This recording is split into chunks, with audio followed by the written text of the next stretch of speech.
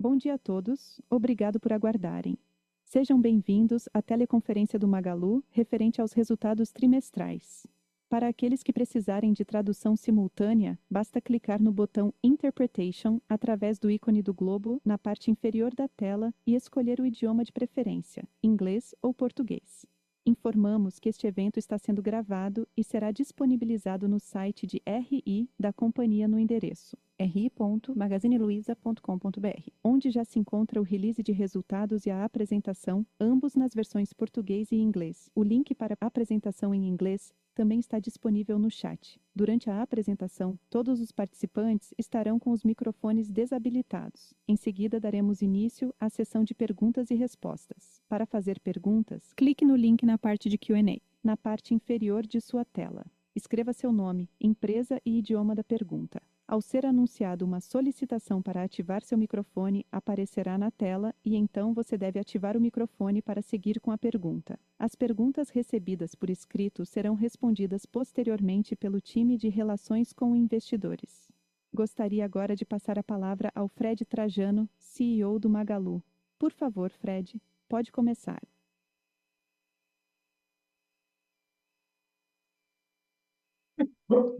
Bom dia a todos. Muito obrigado por participarem do nosso call de resultados referente ao terceiro TRI de 2025. Estou aqui mais uma vez acompanhado de toda a diretoria executiva do Magalu e também dos heads e CEOs das nossas principais verticais, Magalu Pay, Kabum, Netshoes e Época, que todos eles estarão disponíveis aqui para responder as perguntas dos analistas aqui ao final da minha apresentação. Bom, eu queria começar falando um pouco, né, contextualizando o terceiro TRI em cima do nosso ciclo estratégico. Estou completando aqui esse ano 25 anos de companhia, 10 anos de presidência. Nesses últimos 10 anos, a gente dividiu as nossas iniciativas estratégicas em dois grandes ciclos estratégicos. O primeiro, que foi de 2016 a 2020, foi o ciclo estratégico da digitalização da companhia. Naquele momento, em 2015, a gente tinha 10 bi de GMV, era um ano de juros altos também, estava 14 naquele momento. Tinha 10 bi de GMV, 2 bi online, e a gente assumiu, né, eu com a minha diretoria executiva, o mandato de digitalizar a companhia, porque sabia que, principalmente, né, a parte de bens duráveis iria migrar significativamente para o online, e a gente tinha um mandato de digitalizar a companhia nesse período. A gente considera que concluiu esse ciclo em 2020, que foi o último ano do ciclo da digitalização da companhia. Naquele momento, em 2020, a gente fechou 1.300 lojas, perdemos 50% do faturamento em março de 2020, e mesmo assim, naquele ano, a gente cresceu 50% e o online passou a representar aí 2/3 da nossa venda.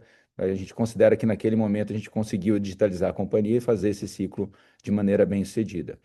O próximo ciclo, que é o que está terminando agora, é por isso que eu fiz todo esse contexto na abertura, é o ciclo da diversificação de resultados da companhia,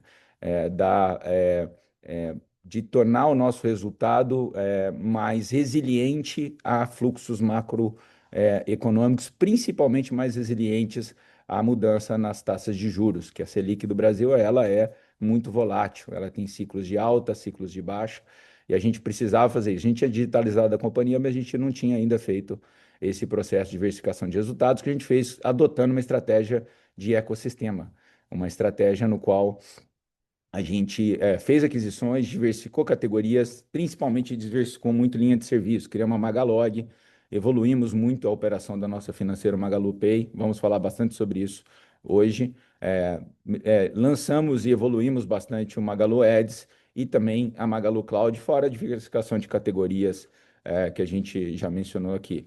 Dito isso, né, mesmo com juros a 15% nesse trimestre, nós apresentamos um resultado bem positivo, né? Chegamos aí em mais um trimestre com uma rentabilidade alta, margem EBITDA de 7,9, 711 milhões de resultado de EBITDA. Voltamos ao patamar de rentabilidade, 21 milhões de reais de rentabilidade. Lembrando que oferecer rentabilidade para uma empresa que ainda tem uma parte significativa de participação em setores cíclicos, fazer 21 milhões de lucro nesse cenário é um resultado muito positivo, né? E reforça aí, e eu vou detalhar isso mais para frente, que as iniciativas no sentido de construção desse ecossistema de diversificação de resultados têm tornado, de fato, o nosso resultado mais resiliente. A empresa tem tido uma disciplina financeira e de caixa muito grande. E, finalmente, a geração de caixa, mais uma vez, um grande highlight do TRI.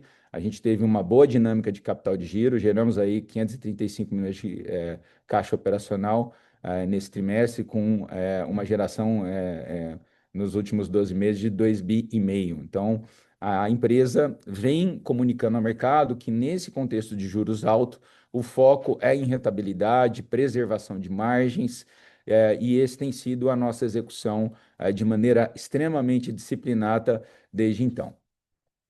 A gente, enfim, nesse contexto, acho que a empresa tem que tomar algumas decisões e fazer alguns trade-offs. É inevitável, né? Num contexto de um macro, no contexto que a gente está vivendo. E o nosso trade-off foi a gente desacelerou o nosso crescimento. Na verdade, se a gente olhar a nossa receita líquida desse trimestre, ela cresceu apenas 1% em relação ao ano passado, mas, obviamente, por uma decisão nossa de só trabalhar em setores, categorias e vendas com margem de contribuição positiva. Se a gente encontrar algum cenário de margem de contribuição negativa, a gente opta por não, nesse trimestre, atacar, né, essa oportunidade de venda, e isso gerou um impacto nessa desaceleração da nossa venda, que eu acho que até está muito resiliente, dado o cenário, o contexto que a gente está vivendo, né? A gente teve aí as lojas físicas ainda num contexto positivo, same-store sale de 5,2 nesse trimestre, mesmo a gente tendo um trimestre que a gente não teve o veranico que a gente teve o ano passado, impactou uma parte importante do crescimento de linha branca no trimestre, ainda assim a gente cresceu 5,2. A gente tem um P ainda muito resiliente no online, né? Enfim, praticamente estável em relação ao ano passado.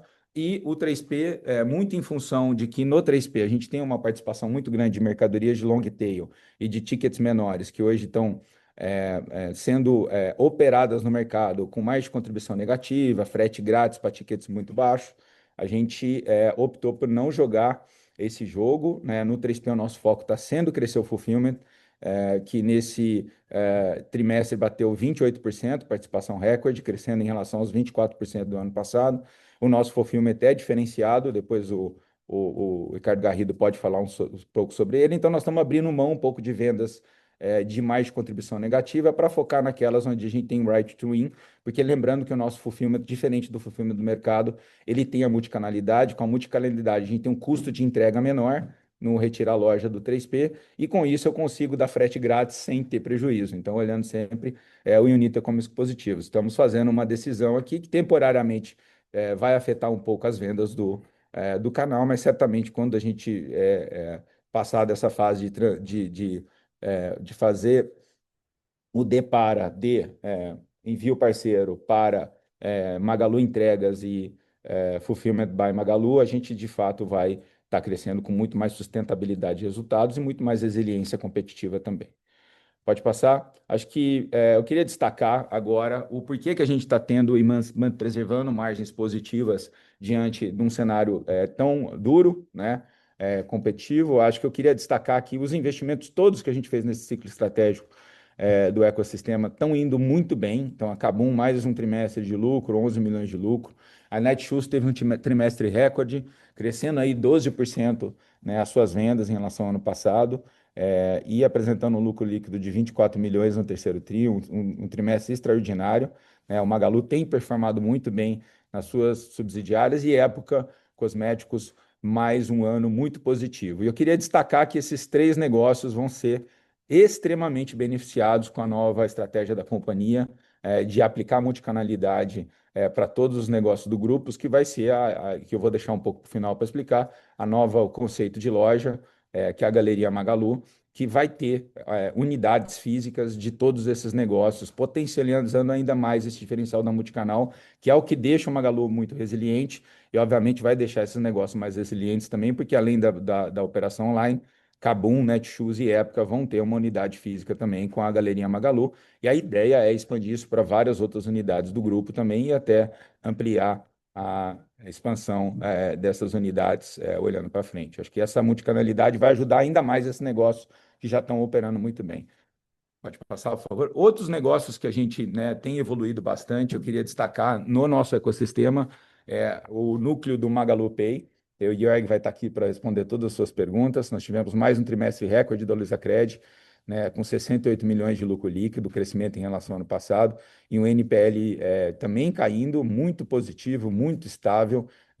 Agora está em 8, o NPL 90, uma queda em relação ao ano passado significativa. A gente tem provado aí que a nossa carteira é de muita qualidade, temos conseguido aí um resultado muito positivo na Luizacred, mas não é só a Luizacred.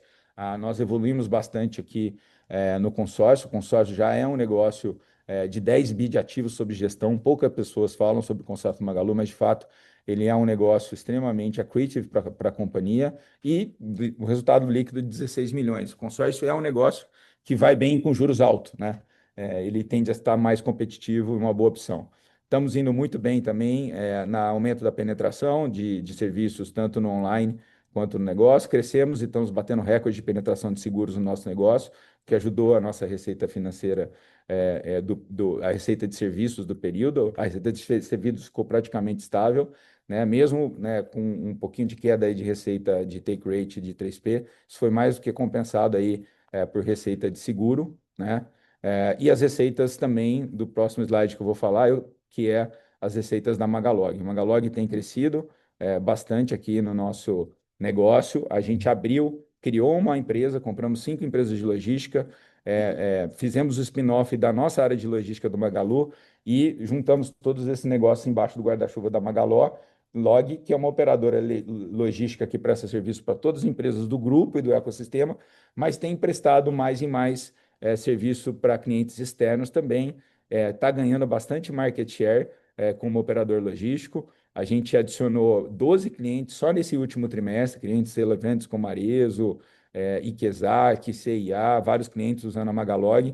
O nível de serviço da Magalog é altíssimo, mais de 95%, custos absolutamente competitivos. Então, isso e essa expansão para clientes externos ajuda a gente do ponto de vista de resultado também, mas também ajuda a gente a ter volume na logística para conseguir dar bons preços para o próprio ecossistema Magalu. Então, é um ganha-ganha aqui e a gente tem ganhado vários prêmios do segmento. Realmente, a Magalog tem tido um ano fantástico depois de abrir aí, enfim, depois da construção dela como operadora logística e depois a gente abrir o resultado para clientes externos. Pode passar, por favor? É, Passa mais um, por favor.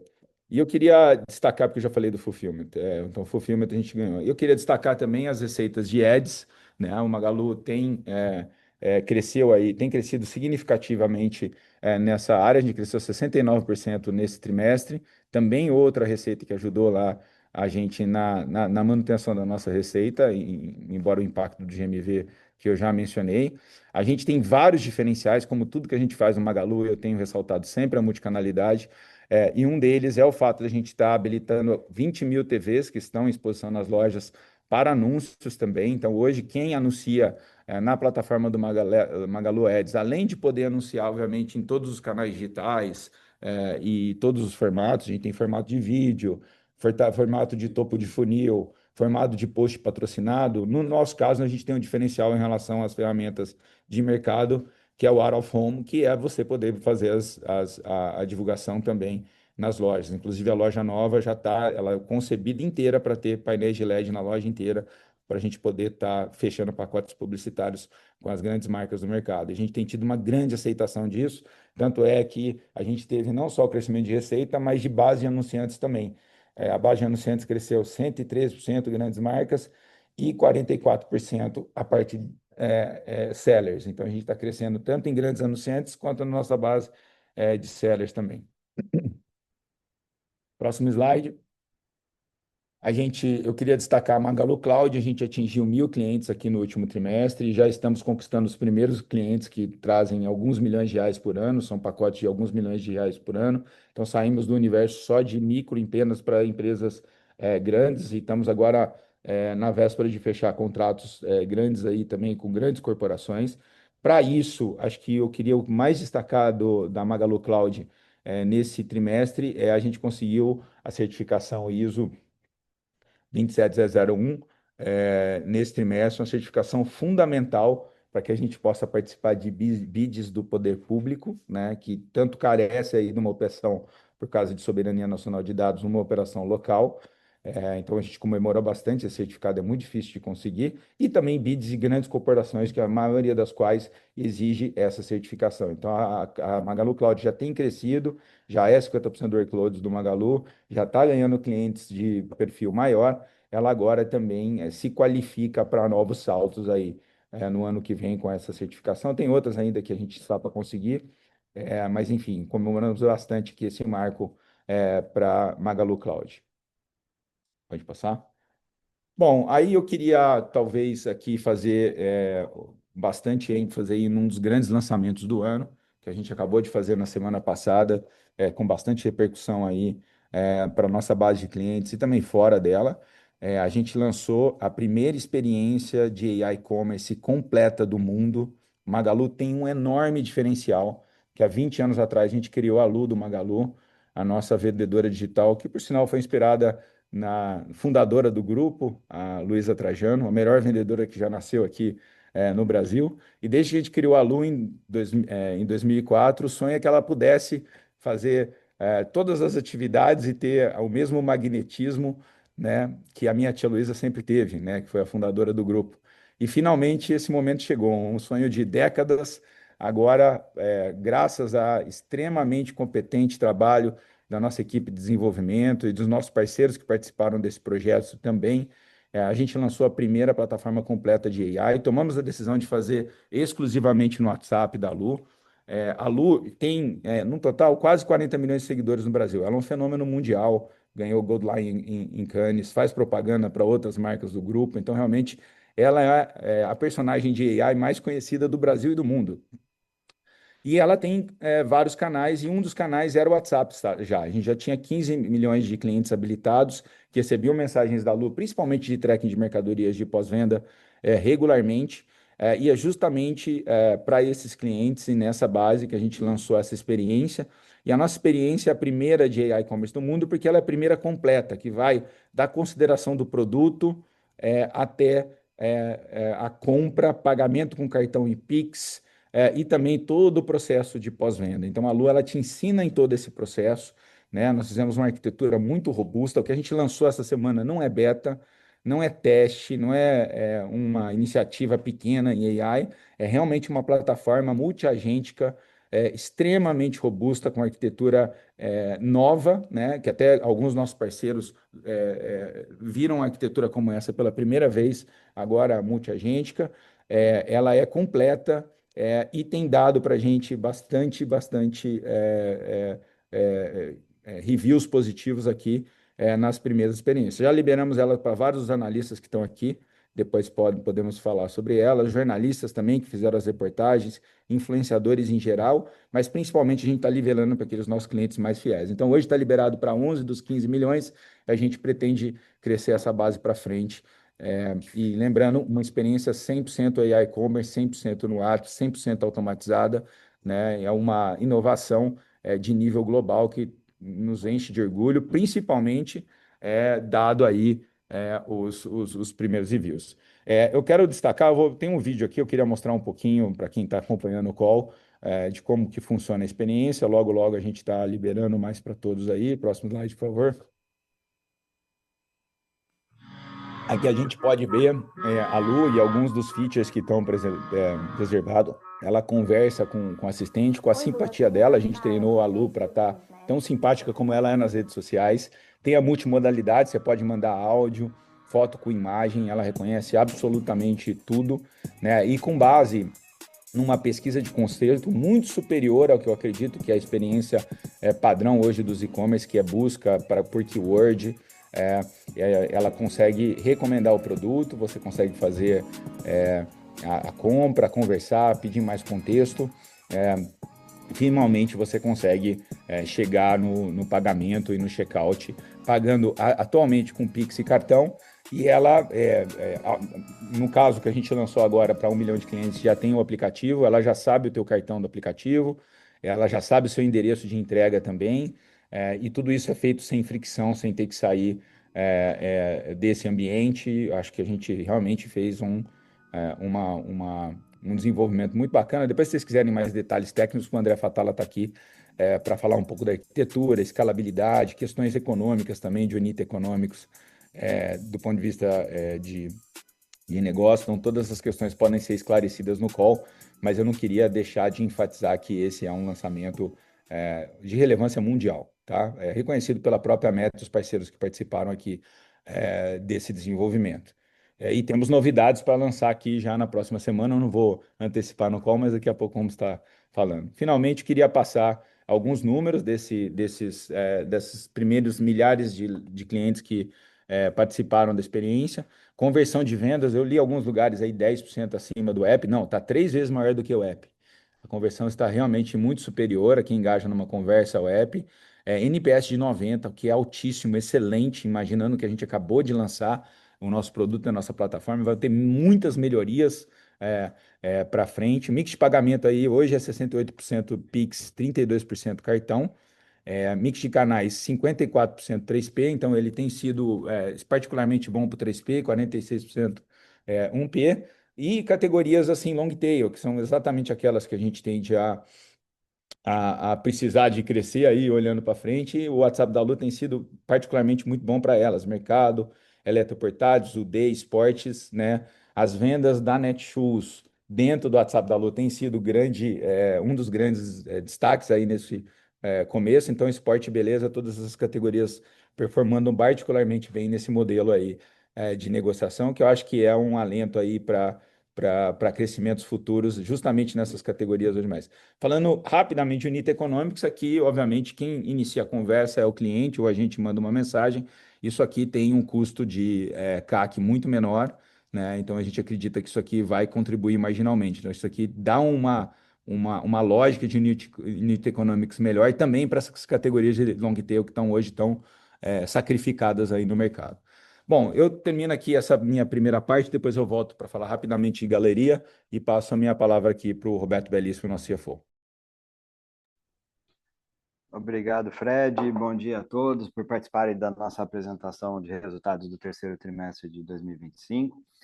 Vou passar rapidamente pelos principais números, né? Já comentamos 15,1 bilhões em vendas totais, o crescimento de 5,2% nas mesmas lojas físicas. Vale lembrar que em cima de um crescimento de mais de 15% no mesmo trimestre do ano passado, então um crescimento em cima de uma base de comparação muito forte. A gente cresceu a receita bruta em 1,4%, com 11,3 bilhões em receita bruta total. Destacamos aqui também a margem bruta, que tivemos, né, novamente uma das maiores margens brutas dos últimos anos, na casa de 31,5%, com destaque aqui para a margem bruta de mercadorias, que cresceu 0,2 ponto percentual. Destacamos o EBITDA com margem de 7,9%, o lucro líquido ajustado, mais uma vez, né, desde o final de 2023, que a gente tem tido lucro líquidos recorrentes, e esse foi mais um trimestre positivo, com 21 milhões de lucro líquido ajustado e 85 milhões de lucro líquido total, incluindo os resultados não recorrentes, que foram positivos nesse trimestre, né, incluindo ganhos tributários da ordem de 133 milhões, e outras despesas não recorrentes foram muito baixas nesse trimestre, da ordem de 15 milhões apenas. Destacamos a geração de caixa operacional, novamente, 535 milhões, convertendo bastante EBITDA em geração de caixa, que esse tem sido bastante um dos nossos focos, e uma posição de caixa total, incluindo, né, aplicações e recebíveis, da ordem de 7,6 bilhões, uma posição bastante robusta.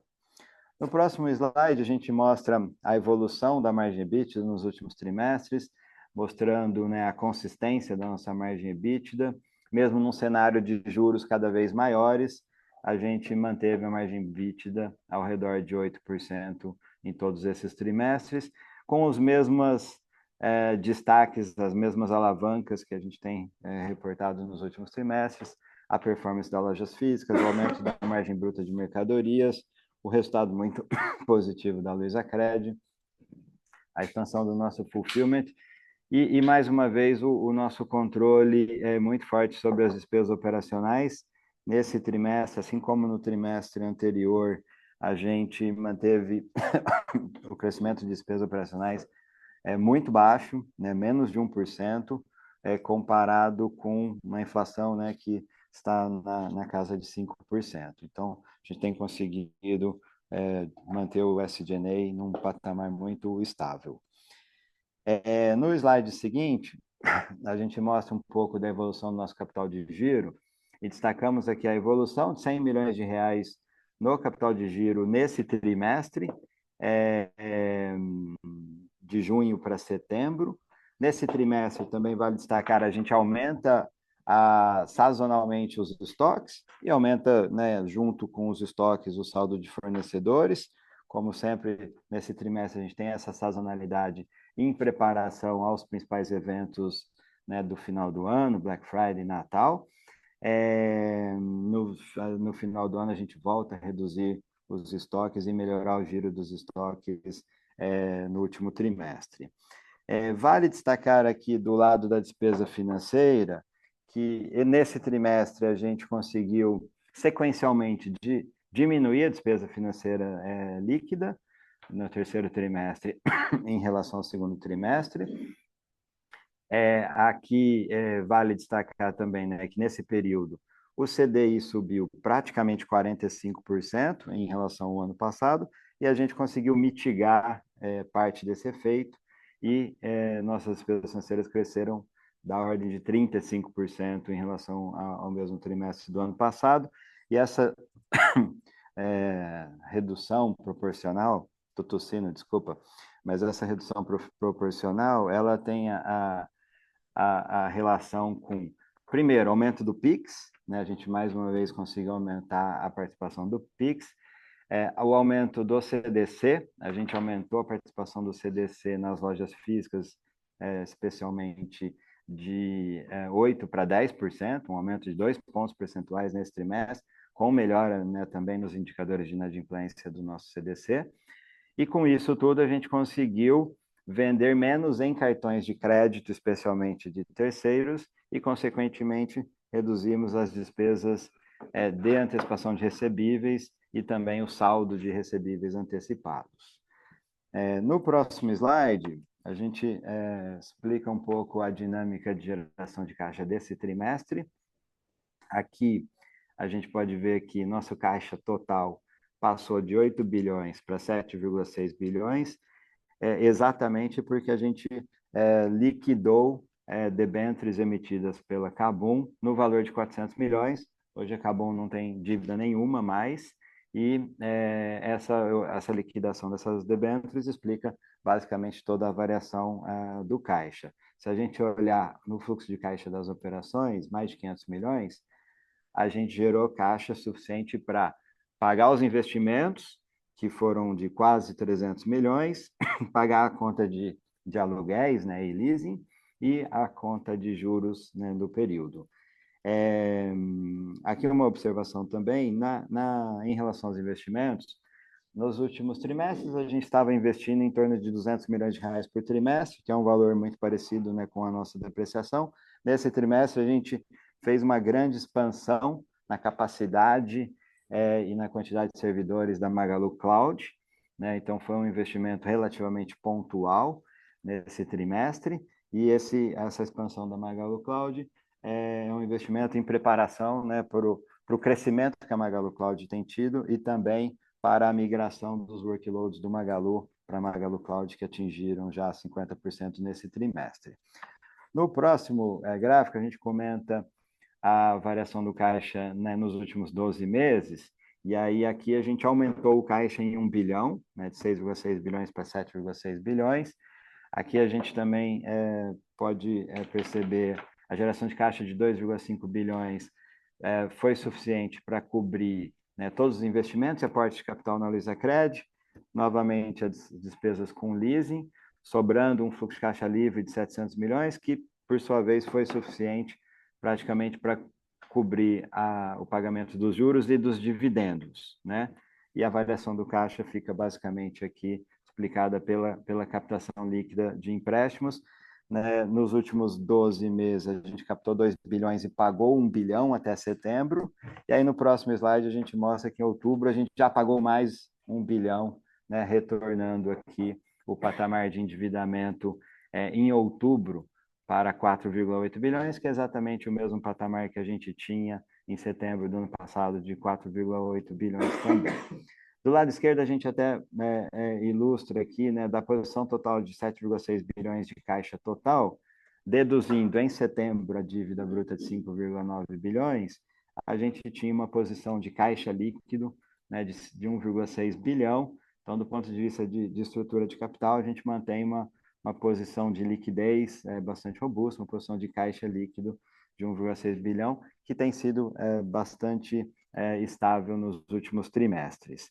E quando a gente olha o cronograma da nossa dívida, a parcela ali de 2020-25 a gente ainda acabou de pagar em outubro, então nossa dívida hoje está praticamente toda no longo prazo, distribuída ao longo dos próximos 5 anos, e nosso objetivo aqui é seguir reduzindo dívida e despesa financeira. No próximo slide a gente comenta um pouco sobre Luizacred, né? Mais uma vez, a Luizacred teve um trimestre muito robusto, muito forte, inadimplência aqui no menor patamar da história, né? Na casa de 8%, inadimplência de curto prazo aqui na casa de 2,6%, né? Também, de novo, um menor patamar da nossa história.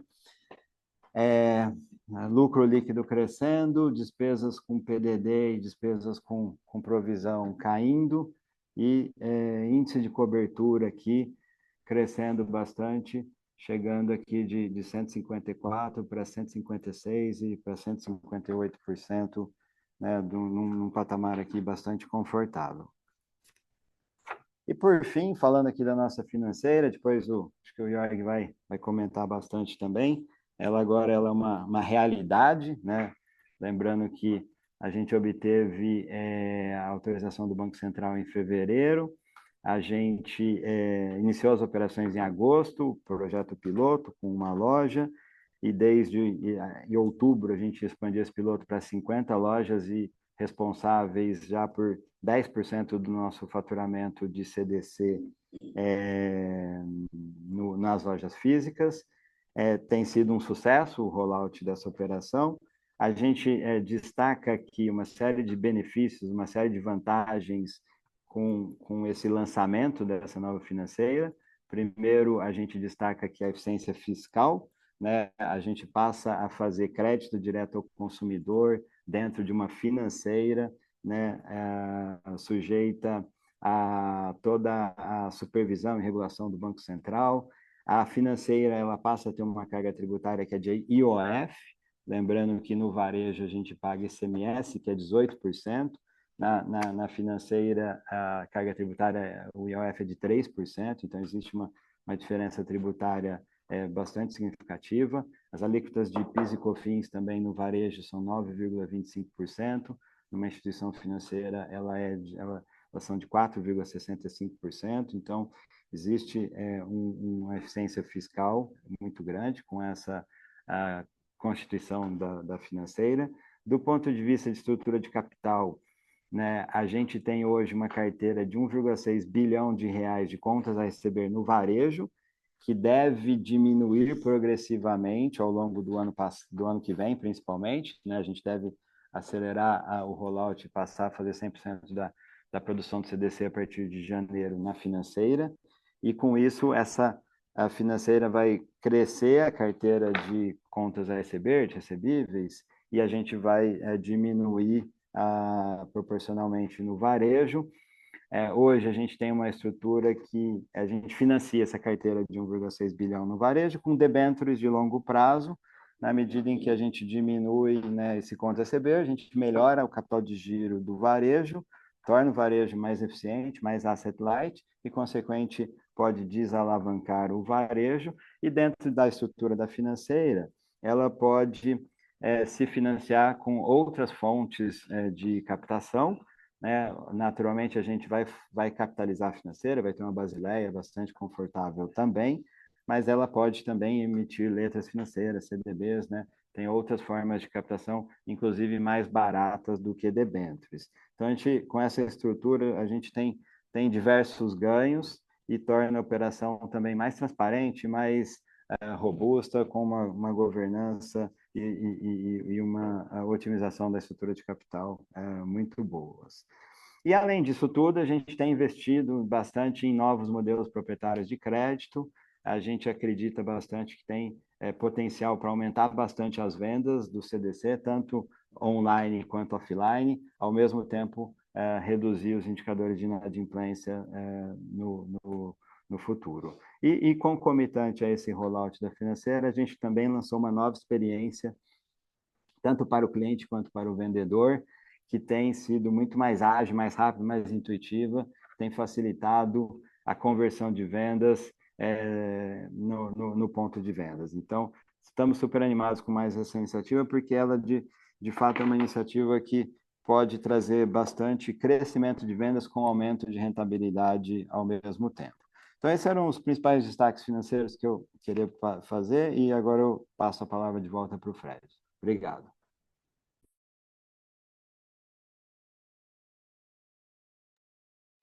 Bom, pessoal, obrigado, Beto.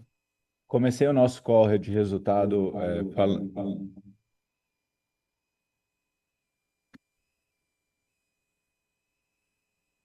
Comecei o nosso call de resultados falando dos nossos ciclos estratégicos, né? Mas também falei que eu estou aqui há 25 anos no Magalu. E acho que se tem uma constante, né? Cheguei aqui em 2000 para montar o e-commerce da companhia. Então, são 25 anos aqui operando e-commerce no Brasil, lutando com os mais diferentes competidores ao longo desse ciclo todo, e eles mudaram muito de quando eu comecei para agora, mas se tem uma constante nesse período todo é a crença da companhia na multicanalidade. Acho que isso aqui é aquele item que torna essa história nossa toda muito coerente, e mesmo quando a gente lançou o 3P, a gente lançou com um aspecto multicanal muito forte, fulfillment com a multicanalidade, seller usando essa loja, cliente comprando o 3P. Então, tudo que a gente faz, a gente procura criar um vínculo de volta com a loja, porque a gente acredita muito no potencial do varejo físico e principalmente na integração do varejo físico com o online. Vamos lembrar que hoje ainda 85% do varejo brasileiro é offline, né? E mesmo que o e-commerce cresça muito, eu não vejo esse número mudando muito de 75%, 80%, continuar no varejo físico. Então a gente tem uma fortaleza muito grande e nós temos quase 7 décadas de experiência em varejo físico. Mas é verdade que o varejo físico precisava ser reinventado, a gente precisava construir um conceito com novos patamares. A gente focou muito nessas últimas décadas em construir a loja como base no e-commerce, numa perspectiva muito de back-office, de logística. Então, ela é super importante como um hub de distribuição, né? Eu falo 50% do 1P do Magalu passa pela loja, seja ele ship from store ou retira a loja. Por sinal, é o feature que o pessoal mais pede no WhatsApp da Lu, inclui aí o retira a loja. É uma coisa muito forte para a gente, né? Número um, né, dos pedidos dos clientes para o WhatsApp da Lu. Por quê? Porque, de fato, a multicanalidade é um diferencial do Magalu, e toda a nossa resiliência aí nas categorias de durables, elas vêm muito desse aspecto da gente ter a loja física integrada aí na opção do comércio eletrônico. Por isso que a gente, mesmo com tanto foco em margem, continua ganhando share aí nessas categorias de tickets maiores. Só que a gente queria ampliar isso, porque a gente montou o ecossistema, a gente comprou Netshoes, comprou o Kabum, comprou a Época Cosméticos, estante virtual também, operador de lead, e elas não beneficiavam desse conceito de multicanalidade, como eu falei no começo. Então a gente precisava ter um espaço físico que representasse o ecossistema na prática, mesmo para o consumidor final, para vários de vocês, investidores, enxergar que o Magalu é mais do que Magalu é Netshoes, Magalu é Kabum, Magalu é Época Cosméticos, né? Que a gente tem bases, Época, Kabum, estante virtual, e Netshoes juntas, são operações de mais de 10 bilhões de reais, muito maior do que muita empresa de capital aberto, né? E todas indo muito bem, mas parece que estão aos olhos de muitos invisíveis aí do ponto de vista de conexão disso com a marca Magalu. E com a galeria a gente vai resolver todos esses problemas. A gente fechou um ponto icônico, talvez o ponto de varejo físico mais relevante do Brasil, no principal avenida, né, do Brasil, que é a Avenida Paulista, né, sem desmerecer as outras de outros países, mas é uma das mais relevantes para o comércio brasileiro. É, e um ponto que tinha um caráter cultural muito grande, que a gente vai preservar com a manutenção do teatro, com a inclusão de uma galeria de arte também e com a inclusão de todos esses negócios do Magalu, mas principalmente um negócio que une o digital ao físico, que vai ser palco de influenciadores digitais que vão estar lá, tanto no Teatro YouTube, que a gente fez uma inovação mundial lançando ele na semana passada, quanto também em cada um dos setores do Magalu, na Netshoes, na época, os influenciadores vão ter espaços para poder construir conteúdos de streamers, de streaming dentro da loja. A gente pretende fazer a live da Black Friday de dentro da loja na semana que vem.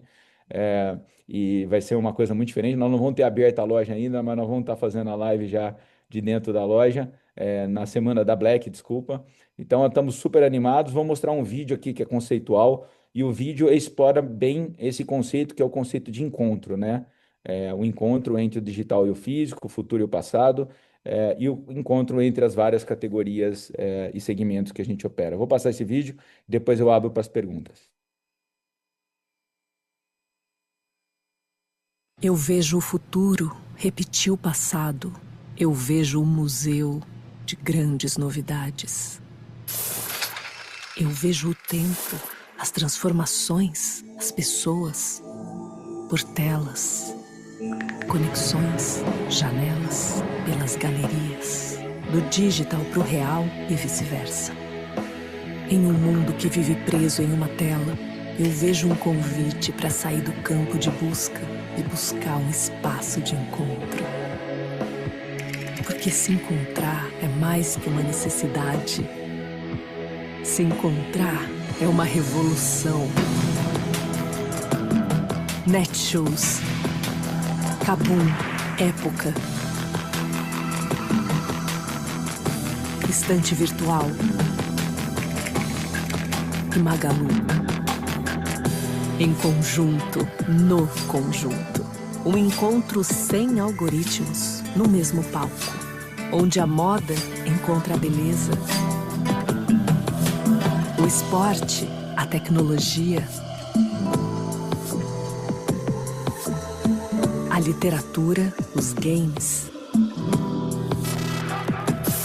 influenciadores, o público, onde o improvável encontra novas paixões e vai além. Experimenta, sente, descobre, vive. Eu vejo o futuro se encontrar com o passado. Eu vejo uma galeria de grandes novidades. Galeria Magalu.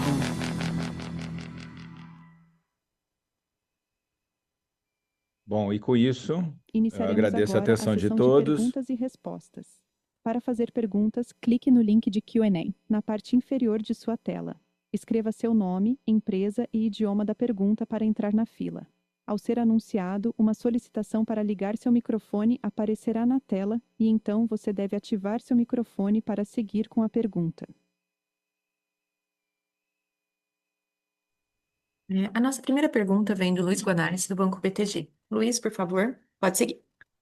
Bom dia, Vanessa, Fred, Beto. Acho que duas perguntas aqui do nosso lado, né? A primeira é se vocês pudessem comentar, Fred, sobre os investimentos para o próximo ano, e aí olhando tanto para a plataforma de tecnologia, né, com a parte de AI, né, que você comentou, quanto também para o modelo de lojas físicas, né? Como é que a gente pode esperar, né, a expansão em loja física olhando para 2026? E aí uma segunda pergunta, né, olhando para o marketplace, se você pudesse comentar, Fred, a evolução de unit economics, né, que vocês esperam para a plataforma, até no contexto de competição, né, que a gente está vendo aqui no Brasil, né, que tem se tornado um pouco mais agressiva ao longo dos últimos meses. Obrigado. Bom dia, Guanais. Muito obrigado pela sua pergunta. Eu vou responder a primeira sobre investimentos, e depois eu passo para o Garrido, falar um pouco da dinâmica, do Unit Economics do 3P. Eu já falei um pouquinho no início, mas ele vai reforçar e detalhar melhor. Sobre os investimentos, Guanais, eu acho que a gente vem nos últimos 3 anos fazendo investimentos basicamente iguais à depreciação, tá? Eu acho que essa era a decisão prudente num contexto de que a gente está com a Selic all-time high, com juros reais aí estratosféricos. Então, você tem que ter muito cuidado em alocação de capital e a gente focou a nossa alocação de capital, praticamente 100% do CAPEX nos últimos 3 anos, em investimentos em tecnologia. Então, investimentos para construir a cloud, investimentos para ampliar, né, as nossas equipes de desenvolvimento. Criamos, por exemplo, a diretoria de AI com um time exclusivo para AI aí, com a chegada do Caio Gomes no ano passado. Investimos nesse time que agora a gente está, né, colhendo os frutos desse investimento com o lançamento do WhatsApp da Lu.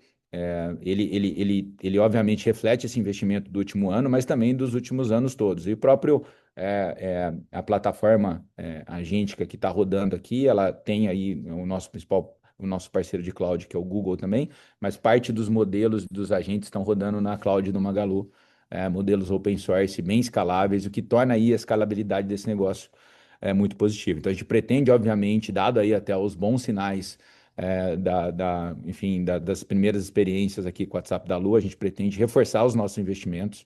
Acho que aqui temos um diferencial estratégico importante, porque ninguém tem a persona, né? Outro dia vi uma palestra da Nike falando, olha, a nossa dificuldade aqui em agente de AI é porque quando a gente fala com o cliente tem um símbolo da Nike aqui, não tem uma persona relevante para o consumidor. E aqui nós temos essa Lu que está construída nos últimos 20 anos e que é um fenômeno cultural, né, no Brasil, e que os clientes realmente gostam muito dela, perguntam por ela, porque a gente fez essa construção com muito cuidado ao longo do tempo. A gente tem aqui uma oportunidade muito grande de acelerar os investimentos com com uma boa perspectiva de retorno, principalmente porque os indicadores, como eu falei, de conversão, NPS, estão muito altos. Isso nos dá bastante confiança para acelerar os investimentos na plataforma. E a mesma coisa, a gente tem uma expectativa muito positiva da nossa loja, da Galeria Magalu. A gente já recuperou boa parte do investimento dela em contratos publicitários, então o time de Retail Media já está trabalhando forte e já está conseguindo captar bastante. Essa loja, ela vai ser um brand place, né? Então as 150 marcas que estão na loja, Chanel, Dior, a gente conseguiu atrair essas marcas, Adidas, ASICS, passando por todas as marcas que trabalham, né, com a Kabum, né, Intel, AMD. A gente tem uma série de grandes, né, marcas de assessoria, fora as nossas mesmo, Apple, Samsung. Nós vamos ter um pós-venda oficial da Apple lá, é o segundo do Brasil, depois do do Shopping Morumbi também, super bacana. Então, estamos aí super animados com isso e essas marcas vão estar com espaço para investir em publicidade lá também. Como eu falei, a gente está operando bastante, então o time aí da Célia Goldstein, a gente conseguiu aí boa parte do retorno desses investimentos. A gente acredita que a gente vai conseguir, validando a visão, isso ajuda a gente a melhorar o perfil de retorno sobre o investimento da loja, tendo o Retail Media também como parte dos resultados e até para bater parte do CAPEX, para a gente poder reacelerar o investimento em lojas. É claro que isso vai acontecer, eu acho, mais quando os juros voltar para um patamar razoável, porque hoje, quando a gente faz a conta de ROIC de loja, com juros a 17, a 15, é muito difícil, né? Tem que ser um conceito impecável, a gente tem que validar toda a nossa tese. Mas a gente está muito animado e eu acredito certamente que nós devemos retomar os investimentos em abertura de lojas. E também essa questão da Galeria Magalu, é importante que ela não precisa ser um novo ponto. A gente tem cerca de 40, 50 pontos aqui no Magalu, depois o Fabrício pode falar melhor, que tem um perfil para a gente, de fato, poder converter. Tem mais de 4 mil metros quadrados, a gente pode converter outros pontos aí para esse conceito de galeria, o que eu acho que é super positivo para a marca, para o negócio e para as próprias unidades, como Netshoes, Kabum. Todos os heads de área e época estão super animados. Passa um pouquinho para a 3P agora. Obrigado, Fred, e obrigado, Luiz, pela pergunta. Eu sou Ricardo Garrido, sou responsável pelo Marketplace aqui. Bom, falando sobre o Economics de Marketplace e a reação frente a essa agressividade do mercado, como o Fred falou, a gente opera sob a premissa de trabalhar sempre com margens e condições saudáveis, né? E explorando os assets e a nossa multicanalidade para performar bem, sem entrar nessa guerra de destruição de valor. Então, eu vou elencar aqui 3 principais ações que a gente tem feito para manter o Economics de uma maneira muito saudável, não só agora, nesse resultado, mas para o futuro, né? Em primeiro lugar, a gente historicamente tem remanejado take rate, né, de categorias detratoras para incentivo de venda em categorias que são promotoras, de modo que a gente tem um take rate médio praticamente neutro, né, de um ano para o outro, e conseguindo performar melhor, e como consequência, a gente tem um aumento de ticket médio também superior a 20% ano contra ano. Em segundo lugar, a gente tem várias ações operacionais que melhoraram significativamente a nossa performance, permitindo que a gente possa continuar oferecendo frete grátis, as coisas são importantes para os clientes. Então, a gente tem menos cancelamentos, fluxo de caixa melhor, com maior participação de sellers dentro do fluxo de caixa, com maior participação de Pix, um crescimento significativo de ads, que o Fred já destacou, com crescimento de 44% de sellers anunciantes versus o outro ano, e a gente tem recentes melhorias da plataforma de ads que têm sido muito elogiados pelos sellers.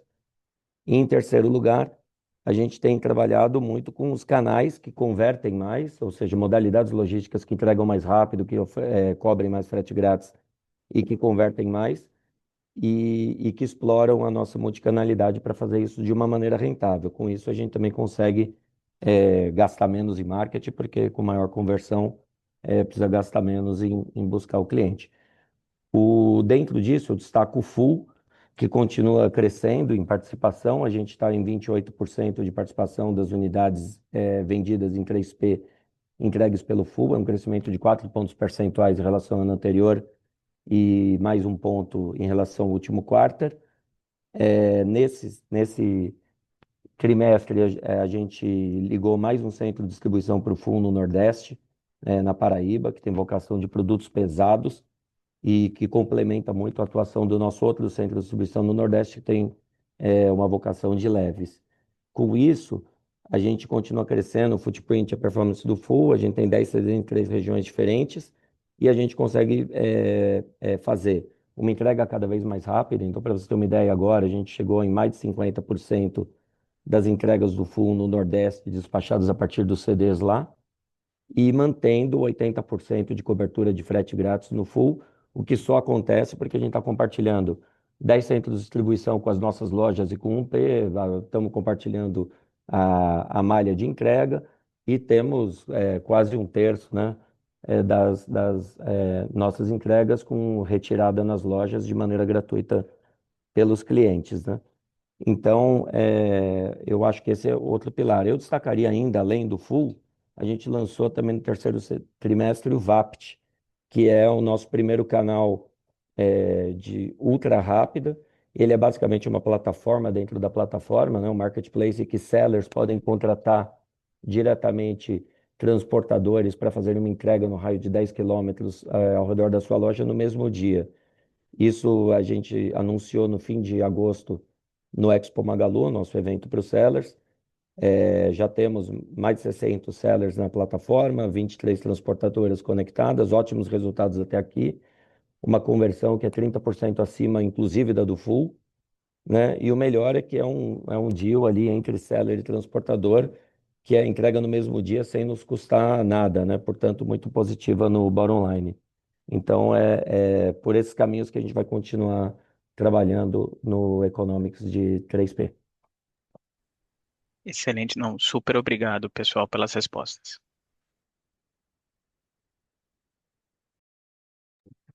Obrigada pelas perguntas, Luiz. A nossa próxima pergunta vem da Irma Sgarz, da Goldman Sachs. Irma, por favor, pode seguir.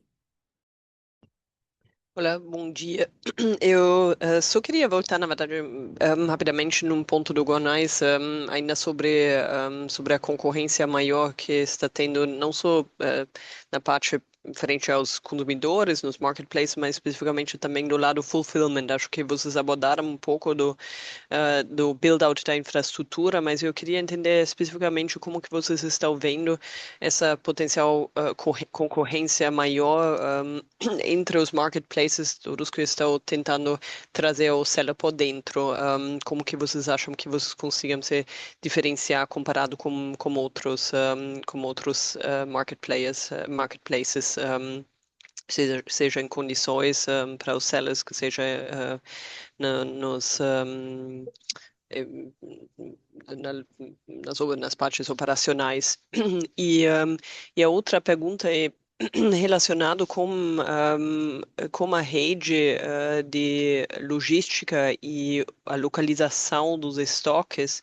Queria entender onde que vocês estão nessa curva de aprendizado, na complexidade de saber onde os estoques deveriam estar posicionados para efetivamente evitar que vocês tenham duplicação de estoques ou talvez, enfim, talvez algum grau de ineficiência.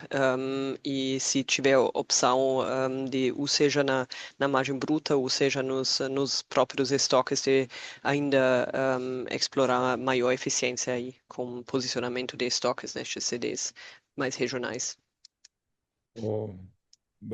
Bom dia, obrigado pela pergunta, Irma. Só um esclarecimento sobre a segunda parte. Você se refere a estoques do fulfillment ou do 1P? É dos dois. Tá, ok. Bom, obrigado pela pergunta. Eu acho que eu queria reforçar assim o que a gente tem falado. Para nós, assim, a gente primeiro, o Magalu tem uma visão de muito equilíbrio. A gente sempre acredita que quando a gente cria um canal, a gente não precisa destruir o outro. Então foi assim quando a gente fez um P, né? A gente criou um P, mas a loja física continua sendo um pilar importante. Quando a gente também introduziu o 3P na companhia, a gente nunca fez ele em detrimento de um P. A gente gosta muito de uma perspectiva de equilíbrio, um P, 3P, e loja física. A gente acha que esse equilíbrio ecossistêmico é super importante, é o que mantém a gente aí com equilíbrio, né? De ter assim, um canal, às vezes, quando o outro está com um pouco mais de dificuldade de compensar. Eles todos eles bebem da mesma fonte de infraestrutura operacional, que dá muita sinergia para o nosso negócio. Então, o Magalu ele acredita muito nesse equilíbrio um P3P em loja, e isso que vocês vão ver aí para sempre, né? Eu tenho feito isso muito consistentemente em loja física e online, mas dentro do online, entre um P e 3P, para mim, é um equilíbrio super importante. E todos os canais, Irma, tem que operar com mais de contribuição positiva. Então, a gente não gosta de operar, nunca trabalhamos assim na história, a gente nunca foi um player de crescer muito dando prejuízo, tá? A gente nunca entrou nessa briga, teve esse movimento num P lá atrás com Americanas, com um monte de e-commerce fundeados por VCs, e a gente não entrou nessa briga lá atrás num P, nós não, e a gente perseverou, e hoje um P é do tamanho que é, mesmo naquele momento a gente abrindo mão de crescimento, ou até caindo em um outro tri no nosso 1P, naquele momento que a guerra do 1P era irracional, agora também a guerra do 3P, quando a gente olha um pouquinho aí uma dinâmica de frete grátis, excesso de subsídios e rebates para sellers, né? Às vezes o valor, cada venda é uma mais de contribuição negativa para a plataforma. A gente não acredita nesse modelo e nunca acreditou, faz parte do pensamento. E outra coisa, assim, nosso resultado aqui no Brasil, o nosso custo de capital é no Brasil. Se a gente der algum resultado muito negativo, não tem uma casa matriz para mandar um dinheiro para a gente para pagar as contas no final do ano. A gente tem que operar com nossa própria capacidade e assim, eu gosto de ser assim. Para mim é uma visão de empreendedor e não de executivo, né, de multinacional. Então, para mim isso é positivo e eu falo isso para o nosso time assim, que é assim que a gente aprende a ser um executivo melhor, em optar por estar em mercados com mais de contribuição positiva. O nosso grande diferencial do fulfillment, ele tem outros, tá? É a multicanalidade. A gente estoca a mercadoria dos sellers nos mesmos CDs que a gente estoca a mercadoria do 1P. Então, são os mesmos CDs que estão lá. Então, a gente está ocupando o espaço ocioso, né, dessa melhor gestão de capital de giro que a gente tem para colocar o estoque do 3P. E aí, com isso, o 3P se beneficia das mesmas vantagens do 1P, que eu já falei e descrevi aqui exaustivamente, que é o retirar loja, o Ship from Store. Então, são todas modalidades aqui que nos ajudam a conseguir, para as categorias que estão no fulfillment, a operar, por exemplo, com frete grátis, que é o caso. A gente faz frete grátis para retirar a loja e ainda assim dá lucro, né? Então, é por isso que a gente está trocando aí. Tem gente que está operando aqui, envia o parceiro com frete grátis, isso não dá nenhum resultado, você paga aí o custo tradicional, mas se o produto está no fulfillment e principalmente se ele tem um retira loja, o custo de entrega é muito mais baixo, que está aproveitando a logística de um caminhão que já está indo para a loja. E isso faz com que a gente tenha essa competitividade. Eu acho que pelo fato da gente ter essa multicanalidade, a gente continua muito competitivo e eu acredito que a gente vai continuar evoluindo a venda aí nesse contexto.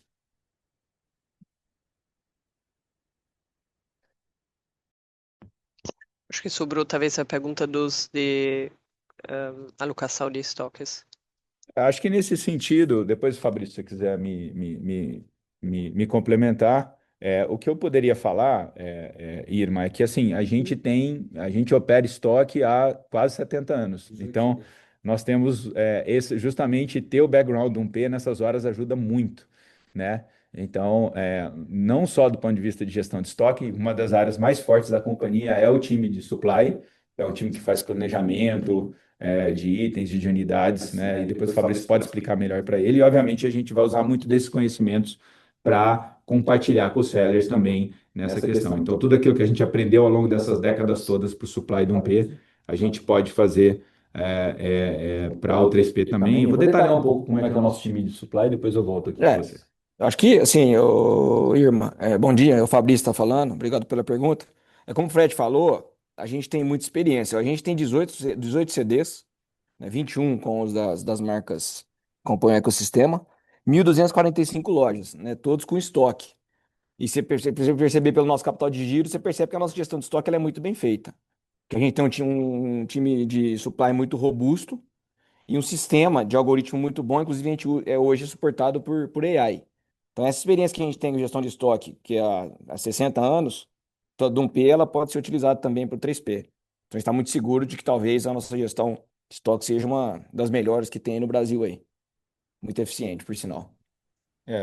Só reforçar que no Full, hoje, 80% das entregas são com frete grátis já, tá? E com unit econômicos bom por conta dessa estrutura de multicanalidade.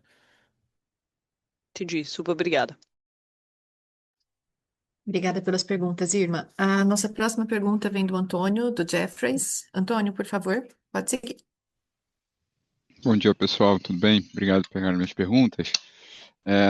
Duas perguntas do meu lado. Primeiro, eu queria ouvir de vocês, a perspectiva do lado de vocês sobre a parceria da Casas Bahia com o Mercado Livre, seja impacto no curto e principalmente no longo prazo. E a segunda, talvez do Jorg, eu queria um pouco mais de cor da MagaluPay, enfim, perspectivas para o quarto trimestre, para o ano que vem, aumentar o CDC, e se pudesse também explorar um pouco mais Luizacred, capacidade de crescimento, quando vai vir esse crescimento, se vai precisar de capital ou não. Obrigado. Bom dia, Antônio. Muito obrigado pela sua pergunta. Bom, a primeira enfim, eu tenho uma prática aqui de nunca falar de concorrência no nosso call, então fica um pouco mais difícil para eu responder. O que eu posso tentar responder de uma maneira mais genérica, assim, que eu acho que eu vou fazer meu ponto sem citar um ou outro movimento de concorrente, eu sempre, para nós, os piores concorrentes, mesmo nas categorias tradicionais, são aqueles informais, pequenos sellers que não pagam imposto, e que por isso acabam fazendo uma precificação que é difícil de entender.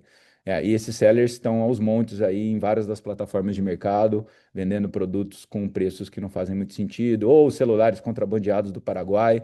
Então, realmente, aquele concorrente que incomoda no online é esse concorrente pequeno e informal que faz um preço que uma empresa maior listada não faz, né? Porque tem que ter margem, tem que pagar custo e segue as práticas dos grandes marcas e dos fornecedores também.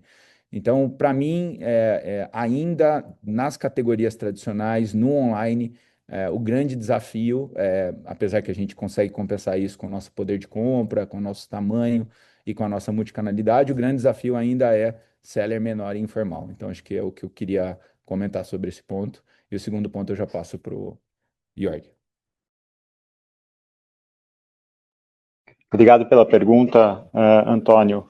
Falando um pouco, só reforçando aqui algumas das observações que já foram retratadas tanto pelo Fred quanto pelo Beto, durante a apresentação, a gente está num momento bom aqui de MagaluPay de uma forma geral, com várias alavancas que já vinham sendo acionadas antes da minha chegada, e houve alguns ajustes também para a gente ativar outras alavancas. Então a gente vê, por exemplo, o CDC, como o Beto mencionou, no seu maior nível de penetração de lojas dos últimos anos, em 10,3. Se você somar a penetração recente do digital, a gente já está no recorde histórico de penetração em 11,5.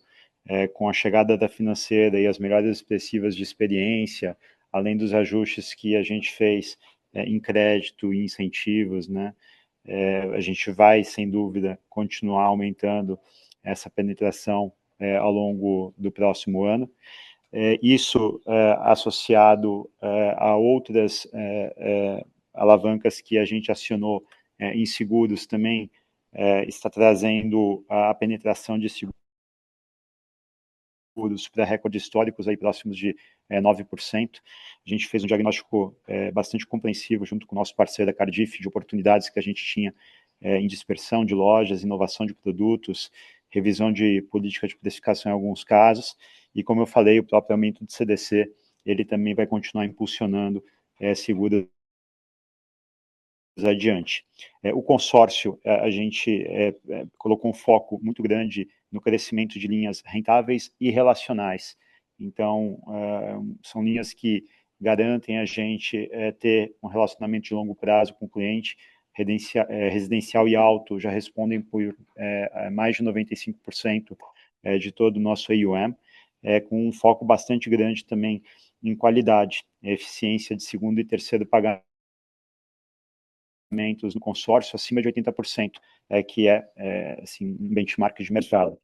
Além disso tudo, a Luizacred, a gente segue com um foco bastante grande em crescer com qualidade. Eu diria que os 3 focos principais aqui em Luizacred vão continuar sendo resiliência, eficiência e engajamento.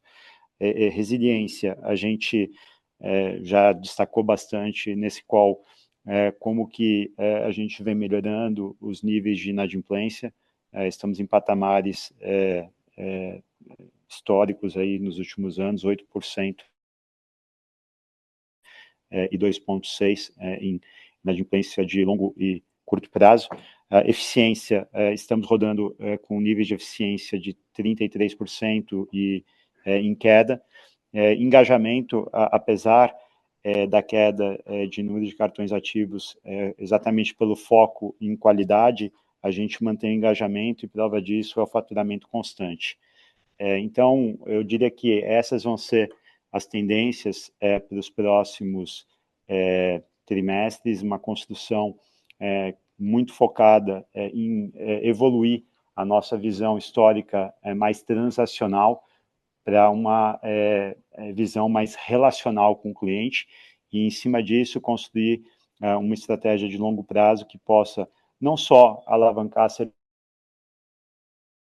financeiros, mas criar de verdade uma simbiose com o varejo, alavancando os nossos diferenciais competitivos, que são a nossa marca, a nossa multicanalidade e a nossa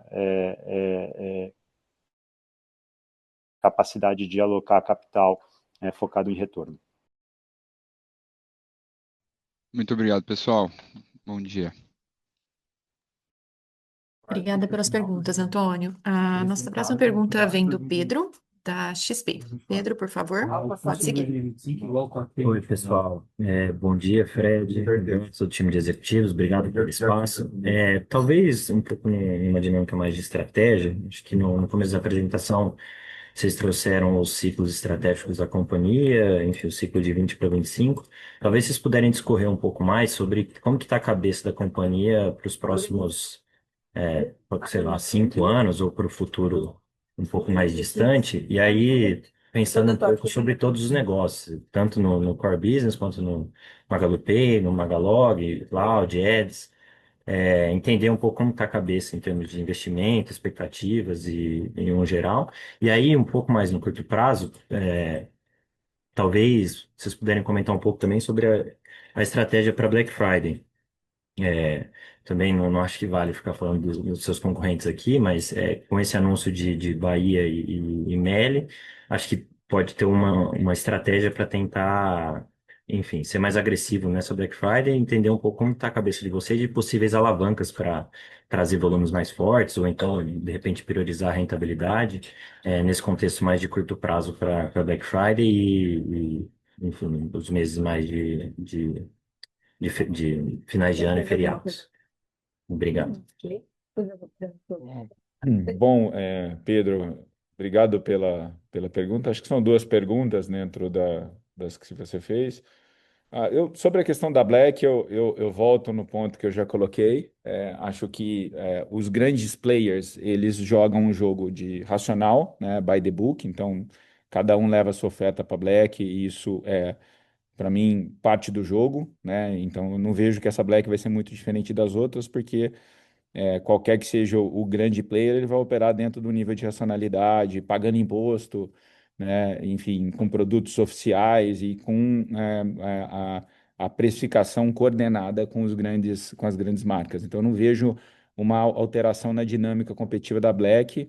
Como eu te falei, a dinâmica competitiva ela é mais acirrada daqueles que são informais, que não pagam os impostos enfim, esses daí que atrapalham um pouco mais, mas geralmente em Black não tem volume. Em Black Friday, o Magalu, em várias pesquisas, é a marca mais buscada dos consumidores, porque é o momento do ticket alto, é o momento do produtos de procedência de qualidade. Então, eu não tenho dúvida alguma que nós vamos ter mais uma bela Black, vamos ter um espaço muito bacana. Estou acreditando muito nessa live da Black, que vai ser feita dentro da nossa nova loja, né? Usando aí o teatro do YouTube também, enfim, como palco para transmissão aí no momento da virada da Black. Estamos muito fortes aí com várias ações, Black Push, uma série de Agora ou Nunca. São campanhas aí que a gente tem feito há muitos anos com muita credibilidade. Eu acho que a gente vai ter uma Black positiva. A gente comprou os estoques, estamos com os estoques, estamos com bons deals com os fornecedores. Também fizemos uma boa reunião com os sellers. E estamos com os bons ofertas aqui, principalmente no Full. Então a gente acha que a gente vai estar competitivo. E para futuro, eu ainda não anunciei o novo ciclo estratégico. O que eu tenho falado para todo mundo, e eu queria enfatizar bastante e voltar na questão do WhatsApp da Lu, é que eu vejo muito claramente que o AI Commerce vai ser a maneira mais significativa e vai ser a maneira preponderante de compra no futuro. Então, já tem algumas pesquisas no mundo que indicam que a partir de 2028, a boa parte das jornadas de compra online, elas vão se dar majoritariamente ou exclusivamente com um agente de AI ou com um chatbot de AI. Eu acho que essa aposta, vendo aí o mercado há 25 anos, eu acho ela bem segura. Então, eu vejo que esse componente o AI está no centro do ciclo de toda empresa de varejo e não de varejo. Acho que não dá para a gente ignorar o impacto. É um impacto para vocês na indústria financeira, vai ser para nós também no varejo, vai ser para quase todas as indústrias que têm um componente de tecnologia, e mesmo as que não têm. Eu acho que o AI tem que estar no ciclo, no centro desse ciclo estratégico, olhando para frente, mas ainda precisa elaborar melhor ele. Certamente, eu vejo que nós temos muita oportunidade ainda de dar mais peso para a multicanalidade em todas as operações. Então, a Galeria Magalu ela é um marco, assim como foi o WhatsApp da Lu, mas eu vejo que é um conceito que deve ser replicado no futuro, porque loja física é um diferencial do Magalu, né? Ter essa experiência e ter esse contato e conseguir operar esses dois mundos simultaneamente, poucas empresas do mundo, se não eu diria quase nenhuma, consegue fazer, de ter uma operação relevante nesses dois mundos e fazer esses dois mundos operar de maneira integrada. Então, multicanalidade e AI certamente serão pilares do novo ciclo. Mais do que isso, eu não tenho muito ainda como antecipar, tá? Perfeito, muito obrigado. Obrigada pela pergunta, Pedro. Nossa próxima pergunta vem do Ruben Couto, do Santander. Ruben, por favor, pode seguir. Bom dia, pessoal. Obrigado pelo espaço. Acho que a gente já falou bastante aqui do 3P Marketplace, mas vocês podem falar um pouco da situação mercado e das categorias core do 1P, em termos de crescimento, o market share de vocês ao longo desse ano, e um pouco de cor em relação à diferença do crescimento de 1P entre as lojas físicas e digital, que continua, né? O que vocês estão esperando não só para quarto tri, mas para 2026 também, se puderem dar um pouco mais de detalhes sobre 1P seria interessante. Obrigado. Olha, tudo bem, Rubem? Bom dia, obrigado pela pergunta. Bom, como a gente tem observado, né, acho que a gente tem tido bastante resiliência nas nossas categorias tradicionais, que elas são, né, enfim, são 67 anos de construção nelas, e a multicanalidade, especificamente para um P, ela tem um papel de diferenciação competitiva muito grande, porque o cliente compra, pode retirar na loja, o produto está fisicamente na loja, né, então dá para fazer o ship from store. São 1.300 lojas com estoque de 1P, que a gente pode fazer entrega na casa do consumidor. Isso faz um diferencial muito grande para a gente. Então, esse benefício estrutural da nossa multicanalidade, da forma como a gente construiu o 1P e a forma como ele está muito de maneira nativa, integrada com a loja física, torna aí essa venda resiliente. Então, a gente sente que essa é uma categoria que ela sente muito os juros altos, porque a gente é mais conservador na hora de liberar crédito, a gente é muito mais conservador na hora de fazer promoção, sei lá, quando o juros estava a 2, a gente tinha praticamente todas as categorias em 20 vezes sem juros. Agora a gente faz isso muito esporadicamente, sempre negociado com a indústria para não ter um produto com mais de contribuição negativa, considerando aí o custo do dinheiro de fazer 20 pagamentos sem juros, né, o custo financeiro dessa transação. Então, para nós, assim, obviamente, esse momento de juros alto faz com que a categoria como um todo no setor esteja andando de lado ou crescendo muito pouco, né? E a gente está conseguindo preservar o nosso share nela nesse contexto. Eu acredito que os juros do ano que vem devem baixar, e todo ciclo de queda de juros é muito positivo para a nossa categoria, tanto top quanto bottom line, tá? Então, eu vejo que a dinâmica futura, com o setor como um todo, ela é positiva, perspectiva positiva, lembrando que é um ano de Copa também, e que, enfim, nesse contexto, foi historicamente sempre, sigo, vocês podem olhar a nossa histórica, que a gente tem capital aberto há 12 anos, sempre ano de Copa é um ano bom e sempre ano de ciclo de queda de juros é um ano bom. Então, eu não vejo como vai ser diferente aí, se de fato todas as projeções de mercado aí se materializarem para o ano que vem. Boa, super claro. Obrigado, Fred. Obrigada pela pergunta, Rubem. A nossa próxima pergunta vem do Pedro Peroni, do UBS. Pedro, por favor, pode seguir. Bom dia, pessoal. Obrigado pela apresentação, obrigado pelo espaço. São duas perguntas também do nosso lado. A primeira em relação à performance do 3P. Então, se vocês puderem explicar um pouco de quais categorias que pesaram mais e contribuíram para essa underperformance do marketplace no trimestre. E também um pouco de lojas físicas, né? Como que está a demanda quebrada entre as principais categorias no varejo físico e como essa performance está quebrada por região. A segunda pergunta, a gente gostaria de ter um pouco maior de cor, como foi a performance de vendas mês a mês durante esse trimestre e, se possível, também se tiver alguma informação ou dado para compartilhar em relação ao outubro. Obrigado. Pedro, bom dia. Não, estamos várias perguntas aí, eu vou ver se eu lembro de todas. Sobre o 3P, acho que a gente já falou bastante, mas eu vou reforçar.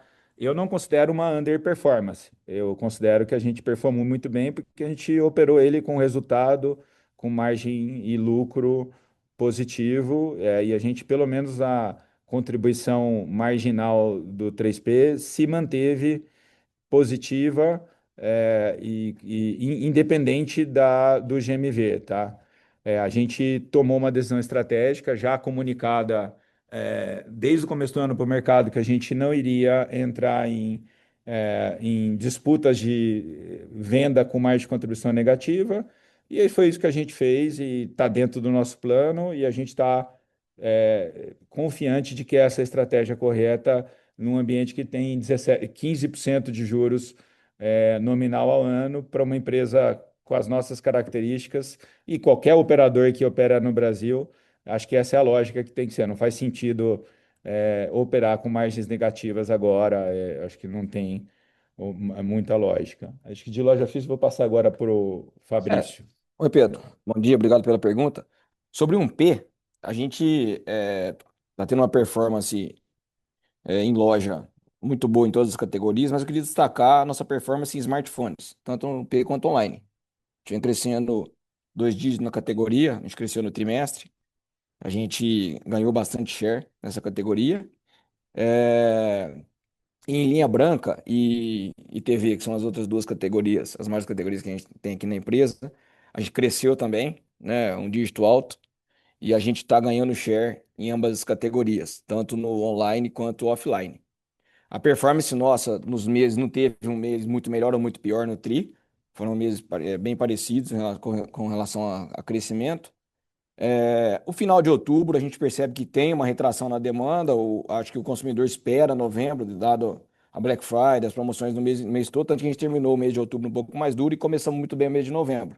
Então isso eu acho que já é uma característica do nosso mercado, das nossas categorias.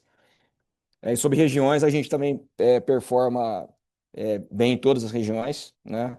A única região que tem um crescimento um pouco menor, dado a base do ano passado, é o Sul, né? Que o ano passado teve as enchentes, a performance do segundo, do terceiro tri no Sul foi muito alta, dado que as famílias tiveram que praticamente montar suas casas. Então, a performance por região, elas são bem parecidas. Acho que um grande destaque aqui é a região norte, tá? Então, acho que o cenário em categoria e região é basicamente esse. Perfeito, pessoal, super claro. Muito obrigado. Obrigada pelas perguntas, Pedro. A próxima pergunta vem do Vitor, do Banco Itaú. Vitor, por favor, pode seguir. Bom dia, Fred, Beta e todo o time Magalu. Obrigado por pegar a nossa pergunta. É, Quando a gente olha o crescimento de receita da companhia, né, esse crescimento do terceiro tri, ele ficou praticamente flat ano contra ano. Dinâmica de margem bruta e EBITDA, praticamente a mesma coisa, né, flat. E aí chama a nossa atenção, dado que nesse crescimento de top line, geralmente a gente costuma ver um efeito mais acentuado de desalavancagem operacional, o que não aconteceu no caso de vocês e foi muito bom. A dúvida é a seguinte, né, assim, se o crescimento ali de receita ele continuar assim tímido por mais tempo, vocês imaginam que existem uma chance um pouco mais material aqui de a gente começar a ver um efeito de desalavancagem operacional um pouco maior? Obrigado, pessoal. É, Obrigado pela pergunta, Vitor. Bom dia. Bom, enfim, eu acho que a gente tem mostrado aí muita consistência, tri a tri, dentro desse contexto de manter aí uma operação eficiente, o nosso contexto. Vamos lembrar que a gente está mudando o mix, né? A gente está mudando o mix, por exemplo, no 3P de envio parceiro para fulfillment, né, que tem uma dinâmica muito mais positiva, menos subsidiada de resultado, né? A gente tem um controle muito forte aqui de despesas, né? Todas elas, né? Aluguel, custos em geral, folha de pagamentos, né? Então a empresa é muito disciplinada no sentido da sua eficiência operacional, e a gente tem conseguido aí, nesse momento de crescimento pequeno de receita líquida, compensar isso com bastante eficiência, com mix, né, de vendas melhor, mix de um P melhor, mix de loja melhor, mix de 3P melhor. Isso tudo, de novo, a gente gerencia a companhia é, como margem de contribuição. Então, praticamente todos os getores aqui, seja do marketplace de loja física, eles não gerenciam com lucro bruto, eles gerenciam com margem de contribuição, pagando todas as despesas variáveis, marketing, antecipação de recebíveis, se faz em 10 vezes sem juros. A gente tem uma disciplina muito forte e as despesas fixas a gente trabalha fora desse conceito num grupo aqui de fazer bastante controle, otimizações e, enfim, esse é um foco muito grande da companhia. A receita, na minha visão, nós estamos vivendo um ano que é a tempestade perfeita no sentido de que você tem, né, juros altos e uma concorrência agressiva em algumas categorias de produto, principalmente tickets menores, né? E o juros alto impacta as categorias de ticket maior do ponto de vista do setor, como eu falei para vocês, que ele acaba, né, obviamente, impedindo que a gente faça aquelas promoções muito agressivas que a gente faz quando os juros baixos, a gente consegue fazer elas e ainda assim dar mais de contribuição positiva. Eu vejo para o ano que vem, retomando o que eu falei na pergunta anterior, que a gente tenha uma dinâmica mais favorável, muito provavelmente a Selic caindo e a gente podendo ser mais agressivo, nas categorias que a gente tem um peso grande aí no GMV, e também o fato de que tem ano de Copa, sempre muito bom para a dinâmica do nosso setor também, acaba beneficiando várias categorias, não só, porque traz fluxo tanto no online quanto em loja para outras categorias também. Então, eu vejo que essa dinâmica de receita é temporária, ela não é estrutural. Ela é uma decisão tática do ano, que tem sido comunicada há muito tempo, mas não é uma questão de decisão, nós não vamos crescer mais no futuro, pelo contrário. A gente só quer estar crescendo em cima de uma base de margem de contribuição positiva, e quando o contexto nos propiciar isso, eu acho que o ano que vem temos chances de que esse contexto seja favorável, a gente vai voltar a estar crescendo a receita também. Mas se não crescer, lição de casa de novo, vamos rever despesa, vamos baixar custo. Custo sempre dá para baixar mais. Uma empresa disciplinada e que tenha, enfim, a equipe comprometida sempre consegue entregar coisas bem significativas em gestão de custo. Obrigado, Fred. Obrigada pela pergunta, Vitor. A nossa próxima pergunta vem do HSBC, da analista Daniela. Daniela, por favor, pode seguir. Bom dia a todos. Queria parabenizar primeiro o Fred pela sua primeira maratona e pelos 25 anos aí na companhia. E, bom, a primeira pergunta, queria entender, Fred, não sei se é o Fred ou o Jorge aí, sobre o Magalu Pay,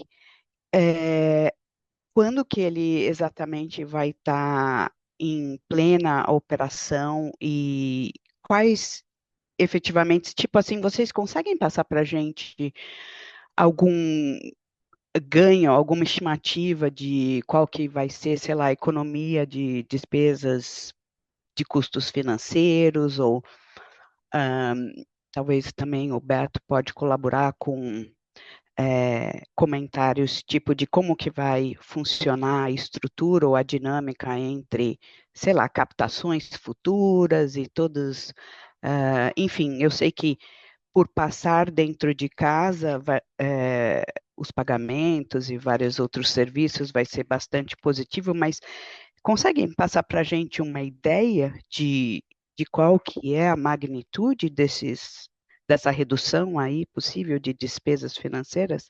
Essa é a primeira pergunta.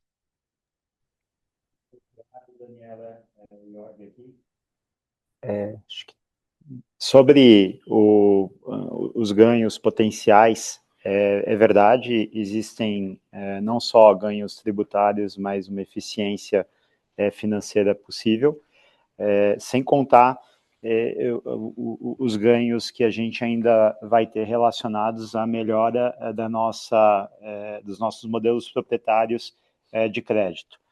Como nós mencionamos já no trimestre passado, trouxemos uma equipe totalmente nova de crédito, com experiências prévias em instituições como Capital One e Nubank, para reformular completamente a nossa visão de modelos proprietários, com mais alavancagem dos dados internos, tanto do Magalu Pay quanto do Magalu, e a gente acredita que isso também vai trazer benefícios expressivos. Mas para tentar quantificar um pouco mais na linha do que você pediu, eu diria que, além dos ganhos tributários, que são da ordem de 20%, quando você pensa em CDC na financeira, você também tem aproximadamente, pensando só nas originações ao longo do ano,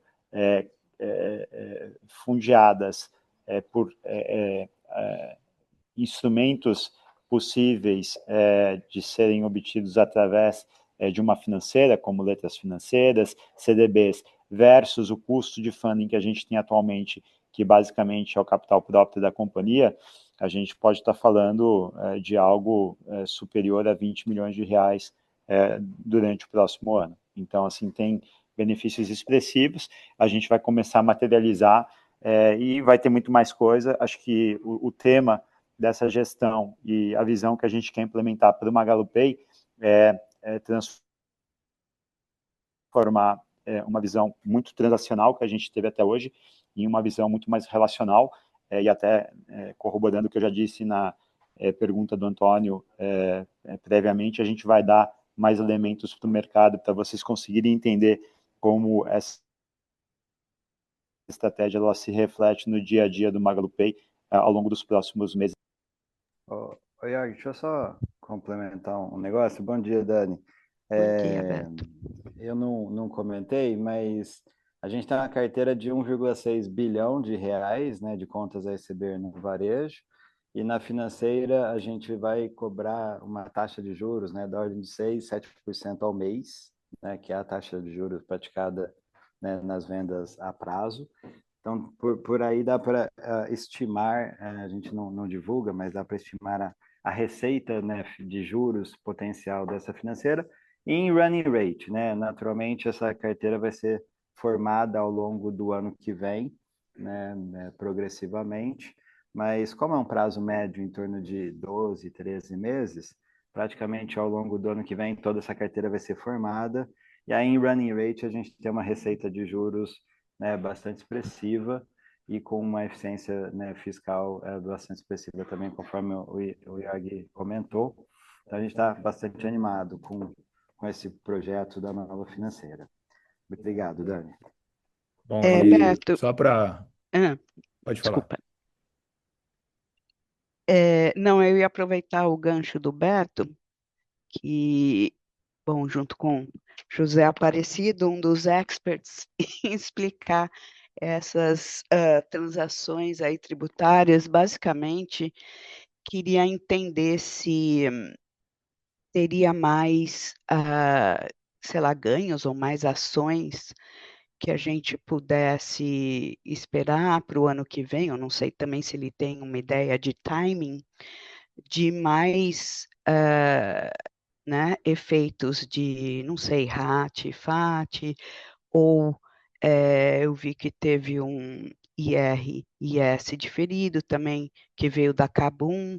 Então, assim, a pergunta é mais se tem alguns outros ganhos de tributários, assim, que a gente possa esperar para o ano que vem para estar fazendo, né, os ajustes ou até tentar simular nas nossas projeções. Obrigada.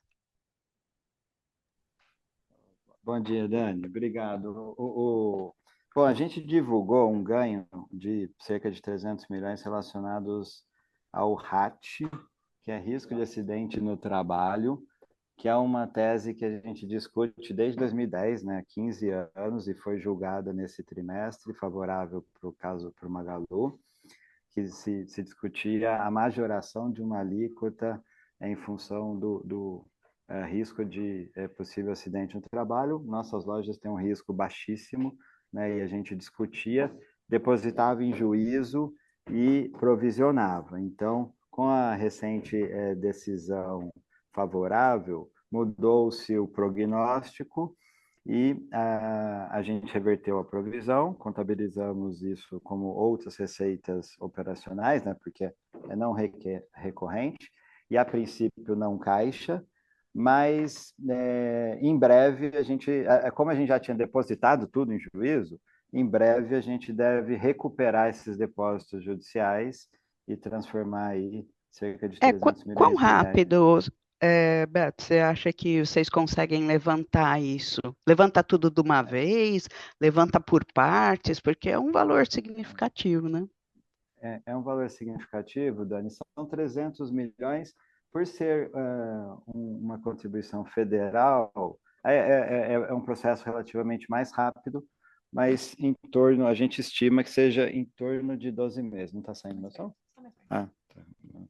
Desculpa. A gente estima que seja no curto prazo, vamos dizer assim, dentro de 12 meses. Além disso, Dani, a gente citou nas notas explicativas que o Supremo Tribunal Federal encerrou o julgamento de um tema relacionado ao DIFAL.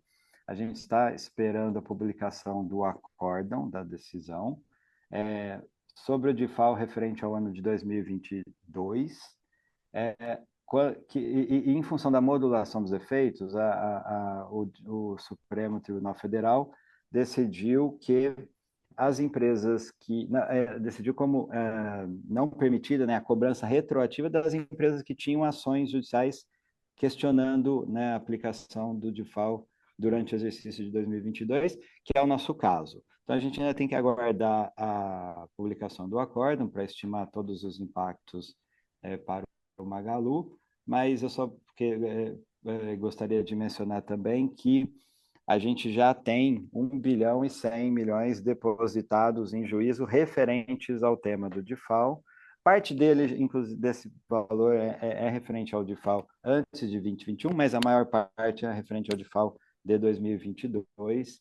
Então, a gente está aguardando a publicação do acórdão para estimar, de fato, todos os impactos e esperamos, né, nos próximos trimestres, né, aqui o DIFAL é uma questão sobre o ICMS, ela é estadual, então o processo de recuperação dos depósitos judiciais é um pouco mais, vamos dizer, disperso e moroso, mas a gente tem uma expectativa, assim, de que no intervalo de 1 a 2 anos a gente possa reaver também todos os valores que a gente já depositou em juízo referente a esse tema.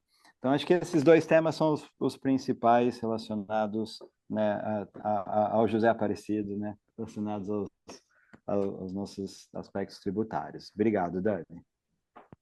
Obrigada, pessoal. Dani, obrigada pelas perguntas. A nossa próxima pergunta vem do Andrew, do Morgan Stanley. A pergunta será feita em inglês com a resposta em português. Andrew, por favor, pode seguir.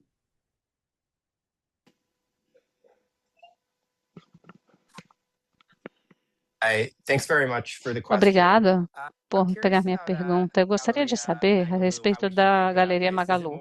Como nós devemos pensar nela? Vai ser uma única loja ou será que vai ser um motor para um crescimento expandido de lojas no futuro e talvez um formato mais amplo de galerias, uma loja mais tradicional? O que a Magalu precisa ver para voltar a ter crescimento de lojas de novo, considerando que está no centro do omnichannel essa possibilidade? Oi, Andrew, obrigado pela pergunta. Vou aproveitar aqui para agradecer também os cumprimentos da Dani, que quem aguenta 25 anos de varejo encara 42 quilômetros uma maratona tranquilamente.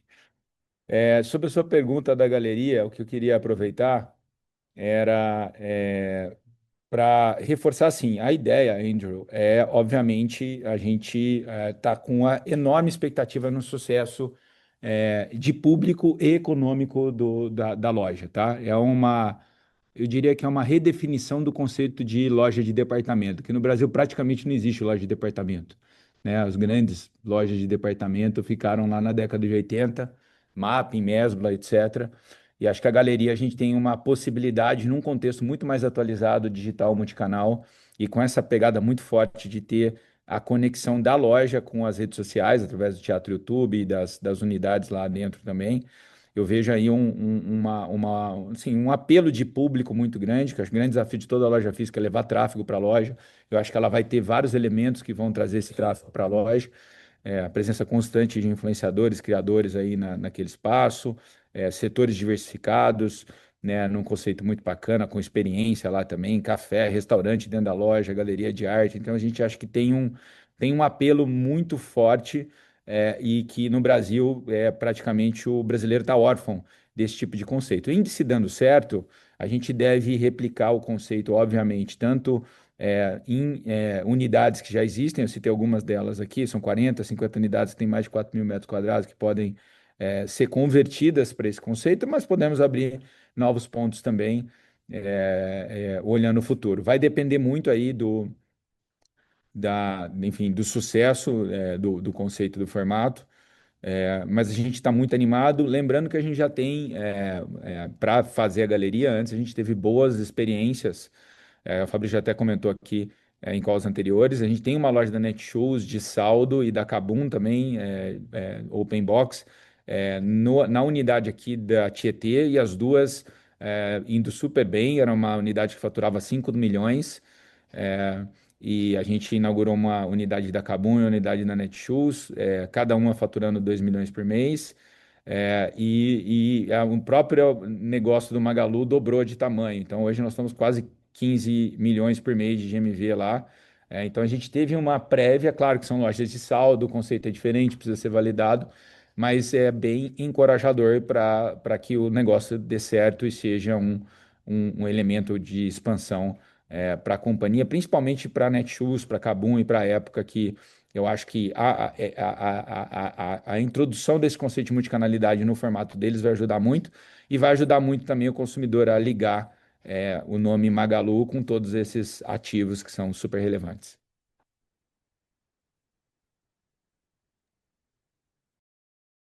Obrigada pela pergunta, Andrew. Great, Fred. Thank you. Thank you. A próxima pergunta vem do Gustavo Fratini, do Bank of America. Gustavo, por favor, pode seguir.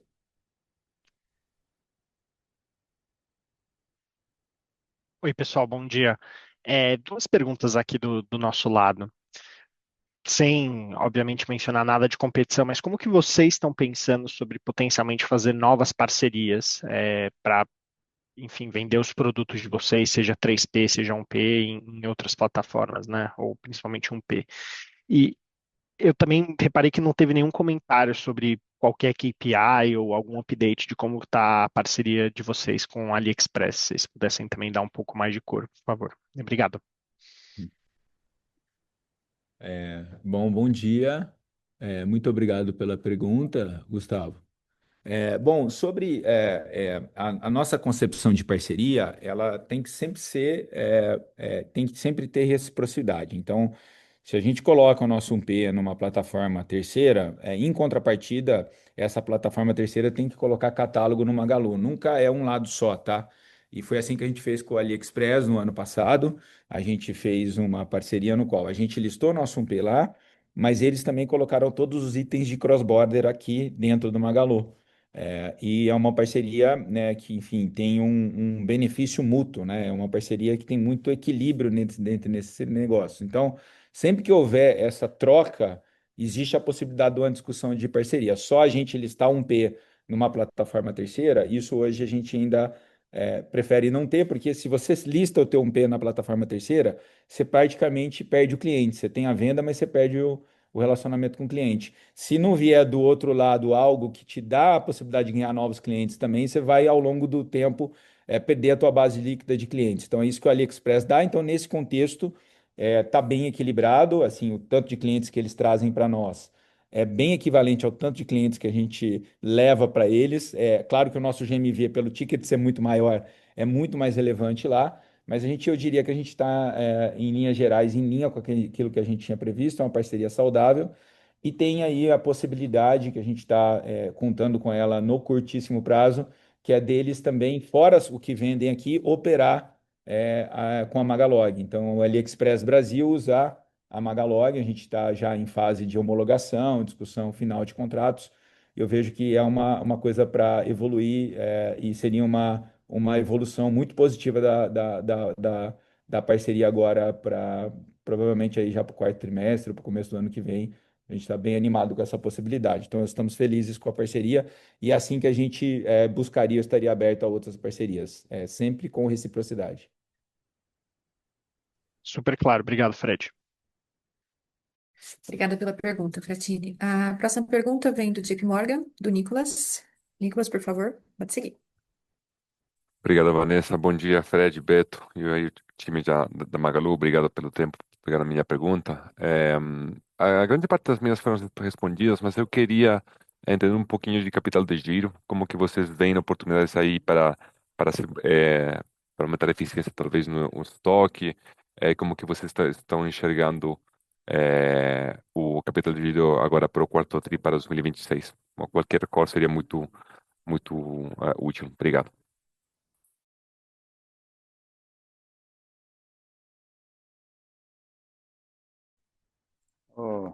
Bom dia, Nicolas. Obrigado pela pergunta.